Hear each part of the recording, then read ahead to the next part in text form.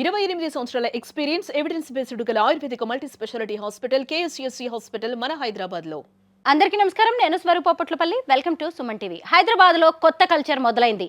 అదే sugar daddies, sugar mummies, sugar babies. వీటి వల్ల అనేక రకాలైన సమస్యలు వస్తూ ఉన్నాయి. కానీ ఎవరు భవిష్యత్ గురించి ఆలోచించట్లేదు. హైదరాబాద్లో రకరకాల సైట్స్లో షుగర్ మమ్మీస్, షుగర్ డాడీస్, అలాగే షుగర్ బేబీస్గా 11,000 మంది రిజిస్టర్ చేసుకున్నారు అని అధ్యయనాలే చెబుతూ ఉన్నాయి. ప్రస్తుతం నాతో పాటు ఉన్నారు సీనియర్ అడ్వకేట్ సాయి కృష్ణ ఆజాద్ గారు. ఆయనతో మాట్లాడదాం. నమస్తే ఆజాద్ గారు. నమస్తే అమ్మా. అసలు sugar mummy, sugar daddy, sugar babies వినడానికి చూడడానికి షుగర్ లాగే తీయగా ఎంత బాగున్నాయి.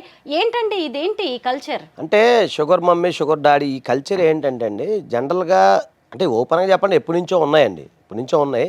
కాకపోతే ఈ మధ్యకాలంలో ఎక్కువ అవుతూ ఉన్నాయి. అలాగే చాలామంది ఏంటంటే ఈ వెబ్సైట్లు, ఇప్పుడు టెక్నాలజీ పెరిగిపోయింది కదా, సో దాని ద్వారా కూడా కొంతమంది రిజిస్టర్ అవుతున్నారు. 11,000 మంది దాకా అవుతున్నారని చెప్పి ఇవాళ పేపర్లో నిన్న ఎప్పుడు వచ్చు అధ్యయనాలు చెప్తున్నాయి.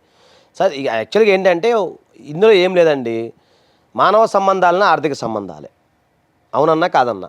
సో ఆ కోణంలో దీన్ని చూడాల్సిందే, అంతే తప్ప ప్రేమలో అభిమానాలు, ఆప్యాయతలు, అనురాగాలు ఏవో మనం చెప్పినట్టు చిన్నప్పుడు చెప్పుకున్న కహానీలు అయితే ఇందులో ఉండవు.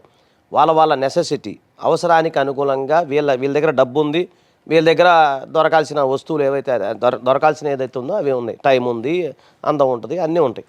సో ఇక్కడ పరస్పరంగా రెసిప్రోకల్, మీకేంటి నాకేంటి, నాకు డబ్బు కావాలి, మీకేం కావాలి, ఎంజాయ్మెంట్ కావాలి. సో ఈ విధంగా జరిగిన దాన్నే కల్చర్నే అది షుగర్ మమ్మీ, షుగర్ డాడీ అంట. బాగా డబ్బున్న వాళ్ళు, పెద్ద పెద్ద కంపెనీలు, బిజినెస్లు చేస్తున్న వాళ్ళు, మగవాళ్ళు అయితేనేమో చైర్మన్లు, సిఇఓలు, వాళ్ళు షుగర్ బేబీస్ ని పెట్టుకుంటారు, అమ్మాయిల్ని. అదే ఆడవాళ్ళు వాళ్ళనేమో షుగర్ మమ్మీస్ అంటారు, వాళ్ళకేమో అబ్బాయిలు కావాలి. అంటే తమ దగ్గర పనిచేసే వాళ్ళని, ఎంప్లాయీస్నే ఒక రకంగా అన్ని రకాల అవసరాలు తీర్చడానికి ఈ షుగర్ బేబీస్ని వాడుకుంటూ ఉంటారు, ఈ షుగర్ మమ్మీస్, షుగర్ డాడీస్ అనేవాళ్ళు. అవునండి, అదే చెప్తున్నా, అవసరం అనేది చెప్తున్నా కదా. అవసరం మనిషిని నడిపిస్తూ ఉంటుంది. ఇప్పుడు పూర్వం రోజుల్లో అంటే ఇప్పుడున్న ఎథిక్స్ అనేవి, అప్పుడు ఎథిక్స్ చాలా ఉండేవి, నీతి నియమాలు, సంస్కృతి, సాంప్రదాయాలు ఉండేవి. ఇప్పుడు అవన్నీ ఏం లేదండి. చెప్పే కదా మానవ సంబంధాలు, కార్ల్ మార్క్స్ గారు ఎప్పుడు 150 సంవత్సరాల క్రితం చెప్పినట్టే మానవ సంబంధాలు ఆర్థిక సంబంధాలు, ఆర్థిక సంబంధమైన వ్యవహారమే ఇది. దీనికి సీఈఓ అవసరం లేదండి, కంపెనీ సీఈఓ అవసరం లేదు, డబ్బున్న వాళ్ళు ఎవరైనా చేసుకోవచ్చు. దాని కంపెనీ సీఈఓ అనే క్వాలిఫికేషన్ ఏముంటుంది దాంట్లో, వయసుతో కూడా సంబంధం లేదు. డబ్బులు ఎవరి దగ్గర ఎక్కువ ఉంటే వాళ్ళే, దానికి వాళ్ళకి కావాల్సిన నెసెసిటీ ఏదైతే ఉందో ఆ సంబంధిత మీరు అన్నట్టు షుగర్ బేబీస్కి కావాల్సిన నెసెసిటీ ఏముంటుంది అది ఇతను ఫుల్ఫిల్ చేస్తే సరిపోతుంది కదా. దానికి సీఈఓ కంపెనీ పెద్ద గొప్ప అవ్వాల్సిన అవసరం లేదు. బాగా చదువుకొని అమ్మాయిలు, అబ్బాయిలు నార్మల్గా జాబ్ చేస్తారు, 8 గంటలు కష్టపడాలి, ట్రావెల్ చేయాలి. వీటన్నిటికంటే షుగర్ బేబీస్గా, షుగర్ మమ్మీస్కి, డాడీస్కి ఉండడం మంచిది అనే యువత కూడా పెరిగిపోతుంది. అవునండి. ఒకటి ఏంటంటే మన సుప్రీంకోర్టు ఇచ్చిన జడ్జిమెంట్ ప్రకారం కూడా స్వచ్ఛంద వ్యభిచారం నేరం కాదు భారతదేశంలో. ఒక మహిళ తనకు తానుగా ఎవరి ప్రోద్బలం లేకుండా, ఎవరు ఒత్తిడి లేకుండా, ఎవరు తమని ఇబ్బంది పెట్టకుండా ఆమె కనుక స్వచ్ఛందంగా చేస్తే అది నేరం కాదని కూడా చెప్పడం జరిగింది. సో ఏ రకంగా చూసుకున్నా ఇక్కడది పరస్పర అంగీకారంతో నడిచేదే. నీకేంటి నాకేంటి అంటారు కదా, నీకేంటి నాకేంటి. సో ఆ సందర్భంలో నాకు ఇది కావాలి, మీకు ఇది కావాలి, అంతవరకే. సో జనరల్గా ఏంటంటే 50 అంటే 50, 60, 70 ఏజ్లో ఉన్న వాళ్ళందరూ బాగా వెల్ సెటిల్ ఉంటారు ఆర్థికంగా. అంటే ఎందుకంటే ఆర్థికంగా అంతా జీవితాలు అన్నీ చూసి కష్ట సుఖాలు బాధలు పడి ఒక ఎకనామికల్గా సౌండ్ ఉంటారు. సో వాళ్ళకు కొన్ని అవసరాలు ఉంటాయి, ఏంటి కొన్ని ఉంటాయి. సో జనరల్గా ఏంటంటే ఇప్పుడున్న పరిస్థితుల్లో ఇటు అమ్మాయిలైనా అబ్బాయిలైనా సరే లావిష్కి అలవాటు పడిపోయారండి. సో ఇప్పుడున్న కల్చర్లో ఏంటంటే ఎంజాయ్ చేయాలి, లావిష్గా ఉండాలి, నా దగ్గర డబ్బు ఉండాలి, నా దగ్గర బైక్ ఉండాలి, నా దగ్గర నగలు ఉండాలి, నా దగ్గర అట్లా వాళ్ళ డ్రీమ్స్ ఏవైతే ఉంటాయో ఆ డ్రీమ్స్ని ఫుల్ఫిల్ చేసుకునే క్రమంలో షార్ట్ కట్ ఇది. సాయి కృష్ణ గారు, ఈ రిలేషన్స్ అనేవి సాగినన్నాళ్ళు బాగానే ఉంటాయి, అటు వీళ్ళకి ఎంజాయ్మెంట్ ఉంటుంది, వీళ్ళకేమో డబ్బులు వస్తాయి. కానీ ఆ తర్వాత ఈ రిలేషన్స్ని కట్ చేసేటప్పుడు లీగల్గా ఎలాంటి ఇష్యూస్ వస్తాయి? అంటే కొన్ని జడ్జిమెంట్స్ ఉన్నాయండి. దాని ప్రకారం ఏంటంటే ఒక మహిళ ఇక్కడ అబ్బాయి అమ్మాయి అనే లెక్క ఆలోచించాలి. అదేంటంటే 60 ఏళ్ళ అబ్బాయా అంటే భారతదేశంలో ప్రకారం మన చట్టం ప్రకారం సిటిజన్స్ కిందే భావిస్తాం కదా మనం. సో ఇద్దరు మేజర్స్ అయి ఉండాలి. అమ్మాయికి 19 ఇయర్స్ ఉండాలి, అబ్బాయికి 21 ఇయర్స్ ఉండాలి. 21 ఇయర్స్ అంటే అతనికి 60 ఉండొచ్చు, 70 ఉండొచ్చు, 80 ఉండొచ్చు. అమ్మాయికి 19 ఇయర్స్ నుండి ఎంతైనా ఉండొచ్చు. ఇట్లా ఈ కోణంలోనే మనం ఆలోచించాలి తప్ప అది ఏజ్ అనేది జస్ట్ నెంబర్ మాత్రమే. ఇప్పుడు ఓపెన్గా చెప్పాలంటే మా దగ్గరికి వచ్చే కేసుల్లో చాలా కేసుల్లో ఇంపార్టెన్సీ ఉందండి అబ్బాయిలకి. మేము చూస్తున్నాం, అమ్మాయిలకైతే పీసీఓడి ఏదో ప్రాబ్లమ్స్ వస్తూ ఉన్నాయి. దాదాపు 100 పెళ్ళిళ్ళు జరిగితే దాదాపు ఎక్కువ శాతం మంది అంటే ఎక్కువ ప్రాబ్లమ్స్ ఇవే వస్తూ ఉన్నాయి. సో ఏంటంటే వాళ్ళకి కొన్ని నీడ్స్ కూడా ఎక్స్పీరియన్స్ ఉన్న పర్సన్ దగ్గర దొరికే నీడ్స్ వీళ్ళ దగ్గర దొరకదని కూడా ఒక అపోహ ఉంది జనరల్గా ప్రజల్లో. సో ఇవన్నీ జరుగుతూ ఉంటాయి. ఎప్పుడైతే పరస్పర అంగీకారంతో వీళ్ళిద్దరి మధ్య పరస్పర అంగీకారంతో కొన్ని economical transactions, main economical transaction దయచేసి గమనించండి. ఇది వినటానికి మీకు వినే వాళ్ళకి ఏంటంటే ఒక మన సాంప్రదాయవాదులకి ఇదేంటి ఇలా ఉంది, ఇలా మాట్లాడుతున్నాడు ఈయన, లేకపోతే ఇలా ఉంది అంటే మనం ఏం చేయలేం. సాంప్రదాయవాదులకి కానీ మనలాంటి వ్యక్తులకు కానీ అది మింగుడు పడిన విషయమే. కానీ సమాజంలో ఏం జరుగుతుంది అనేది మనం చర్చించుకోవడంలో మన తప్పు లేదు. సో ఇప్పుడున్న పరిస్థితుల్లో ఏంటంటే ఇది ఎందుకు జరుగుతుందని మళ్ళీ చెప్తాను. ఎకనామికల్ నీడ్స్, ఆర్థిక సంబంధమైన అవసరాలు మాత్రమే ఇందులో జరిగాయి.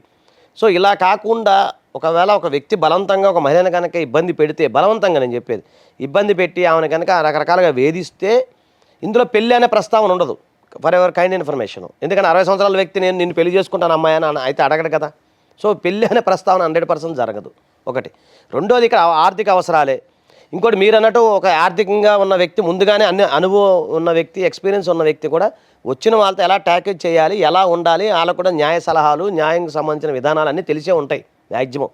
కాబట్టి వాళ్ళు ఆ విధంగానే ముందుకెళ్తారు. ఇప్పటికైతే ఒక కేసు అయితే రిజిస్టర్ కాలేదు ఈ విషయం మీద, మీకు తెలియదు ఏం కాదు. ఇప్పుడు బ్రేకప్ అయిన తర్వాత ఇక చాలే ఇక్కడికి ఆపేద్దాం అనుకున్న తర్వాత ఆ ఇద్దరిలో ఒకళ్ళకి ఎవరికైనా ఇష్టం లేకపోతే ఆ రిలేషన్ని కంటిన్యూ చేయాలి అనుకుంటే పోలీసులను కానీ కోర్టులను కానీ ఆశ్రయించే అవకాశం ఉంటుందా?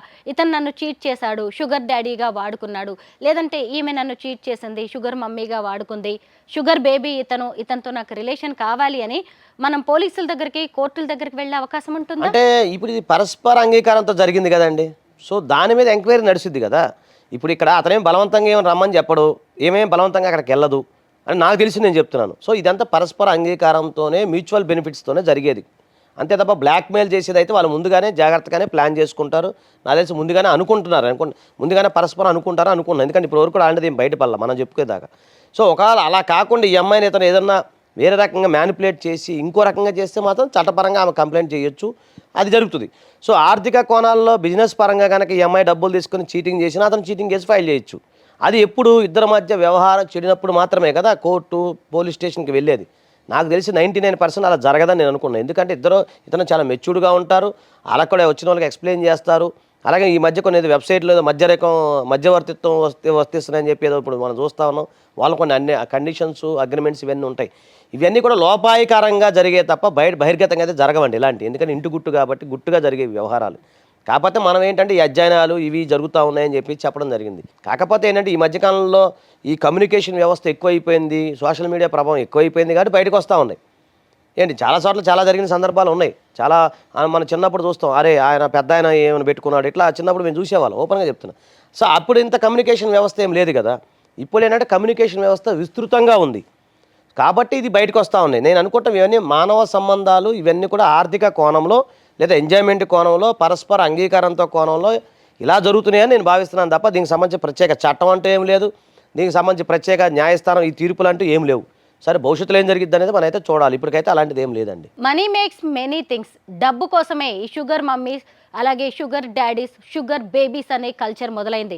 కొన్నాళ్ళు ఇది బాగానే ఉంటుంది, కానీ ఆ తర్వాత మీకు మెంటల్గా, ఫిజికల్గా, హెల్త్ పరంగా కూడా అనేక రకాలైన సమస్యలు వస్తాయి. అలాగే లీగల్గా కూడా కోర్టుల నుంచి కూడా ఎలాంటి సాయం అందదు అని న్యాయ నిపుణులు చెబుతున్నారు. Thank you so much Azad garu. Thank you.